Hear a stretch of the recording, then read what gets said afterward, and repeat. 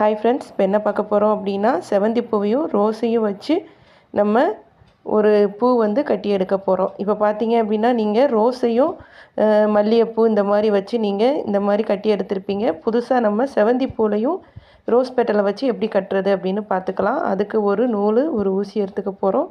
அந்த நூலோட எட்ஜில் வந்து இந்த மாதிரி நம்ம ஒரு நாட் போட்டுக்க போகிறோம். இப்போ பார்த்தீங்க அப்படின்னா, செவந்தி பூவோட பெட்டலை எடுத்துக்கிட்டு அந்த ஊசியில் நான் இப்போ இதை கோர்த்து எடுத்துக்க போகிறேன். இப்போ பார்த்தீங்கன்னா, இந்த அளவுக்கு நம்ம இதை கோர்த்து எடுத்துக்கலாம். அந்த செவந்தி பூவோட பெட்டலை வந்து இந்த அளவுக்கு நம்ம இதை கோர்த்து எடுத்துக்கலாம். இப்போ பார்த்தீங்க அப்படின்னா, அந்த நூலில் பாதி வந்து நம்ம செவந்தி பூ வந்து கோர்த்து எடுத்திருக்கோம்.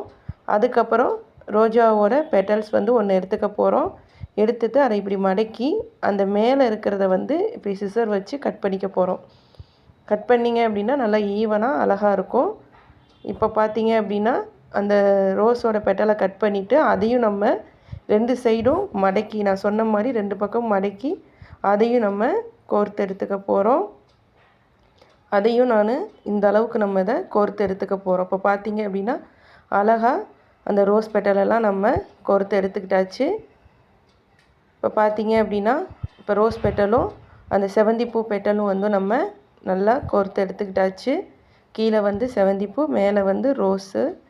எவ்வளோ அழகாக இருக்குது பார்த்தீங்களா? இப்போ ஃபுல்லாக இதே மாதிரி கோர்த்து எடுத்து ஃபுல்லாக கட்டி எடுத்துக்கிட்டாச்சு. இப்போ இது வந்து அந்த முடிஞ்ச எட்ஜில் வந்து நம்ம இதே மாதிரி ஒரு நாட் போட்டு விட்ருங்க. இப்போ பார்த்தீங்க அப்படின்னா, எவ்வளோ புதுசாக ஒரு டிஃப்ரெண்ட்டாக இருக்குது. நீங்களும் இதே மாதிரி ட்ரை பண்ணி பாருங்கள். ரொம்ப நல்லாயிருக்கும். உங்களுக்கு இதே மாதிரி வீடியோ வேணுன்னா மறக்காமல் என் சேனலை சப்ஸ்கிரைப் பண்ணுங்கள்.